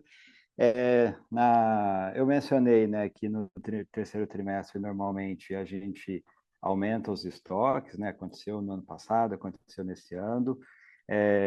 Isso é muito positivo, a gente conseguiu, né, planejar muito bem o final de ano com todos os nossos fornecedores. Então, a gente faz esse movimento, essa antecipação de estoques. Junto com isso, né, a gente também amplia o saldo de fornecedores, né, a gente consegue também ótimas negociações em relação a prazo de pagamentos também. Então, a gente tem hoje uma relação de capital de giro muito equilibrada entre fornecedores e estoques, quer dizer, a gente trabalha muito, Nicolas, para que todos os fornecedores financiam seus estoques aqui no Magalu. Assim como a gente financia todos os nossos clientes, né?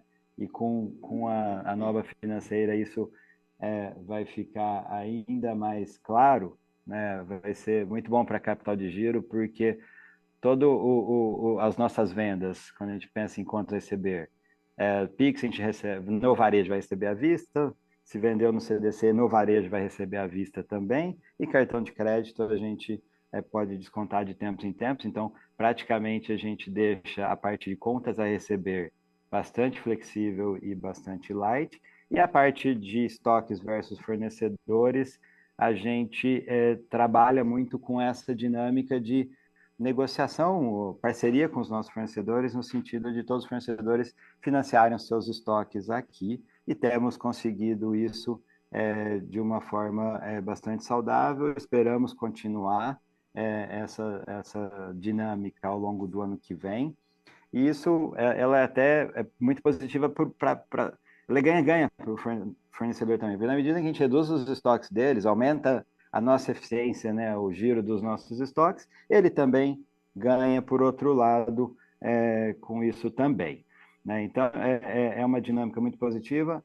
A gente não pode olhar muito o giro de terceiro trimestre, justamente porque o estoque sobe nas últimas semanas de setembro, mas quando a gente olhar o giro do quarto trimestre, a gente deve ver uma evolução significativa, né? O volume de vendas no quarto trimestre é bastante superior ao terceiro trimestre, e os estoques tendem a ser menores, então a gente tende a terminar o ano com uma posição de capital de giro muito saudável e muito preparada para entrar o ano que vem evoluindo. Temos espaço, bastante espaço para, eu falei para você também, Nicolas, no último call, a gente tem espaço para melhorar mais o giro dos estoques. Isso depende um pouco também, como o Fred comentou, da retomada do crescimento. A queda dos juros tende a ajudar, e todas as iniciativas que a gente tem feito também estão no sentido de aumentar as vendas de forma saudável. A gente tem certeza que aumentando as vendas, a gente não precisa aumentar os estoques na mesma proporção, de forma nenhuma. Então, a gente deve ver uma evolução no giro dos estoques bastante significativa nos próximos períodos. E acho que, só para terminar também sobre capital de giro, Nicolas, nesse trimestre a gente não teve muitas monetizações de impostos, porque é sazonal. No terceiro trimestre a gente normalmente aumenta os estoques, e isso traz mais volume de impostos pagos antecipadamente, com a substituição tributária, mas no quarto trimestre, assim como no ano passado, a gente monetizou bastante, né? No quarto trimestre do ano passado, a gente monetizou entre 250 e 300 milhões de estoques. A tendência no quarto trimestre é a gente monetizar bastante impostos novamente, e também terminar o ano com um saldo de impostos a recuperar menor e com tendência de redução ao longo do ano que vem também. Em linha geral, estamos super otimistas com todas as linhas do capital de giro, e temos certeza que elas vão contribuir bastante para a nossa geração de caixa, né, nesse final de ano e no ano que vem também. Obrigado, Nicolas. Obrigado, Beto. Obrigada pela pergunta, Nicolas. Encerramos nesse momento a sessão de perguntas e respostas. Gostaria de passar a palavra para o Frederico Trajano para as considerações finais. Por favor, Fred, pode prosseguir. Bom, queria agradecer a todos vocês mais uma vez por participarem do nosso call de resultados, e fazer o convite para aqueles que ainda não usaram o WhatsApp da Lu, para ligarem para o nosso RI. A gente vai liberar o número de vocês, assim como a gente liberou para o nosso 1 milhão de clientes, os mais fiéis, para vocês poderem experimentar essa inovação aí que a gente lançou essa semana. Vale a pena, recomendo. Obrigado, boa sexta e bom final de semana a todos. A teleconferência do Magalu está encerrada. O time de relação com investidores está à disposição para responder as demais dúvidas e questões. Agradecemos a participação de todos e tenham um bom dia.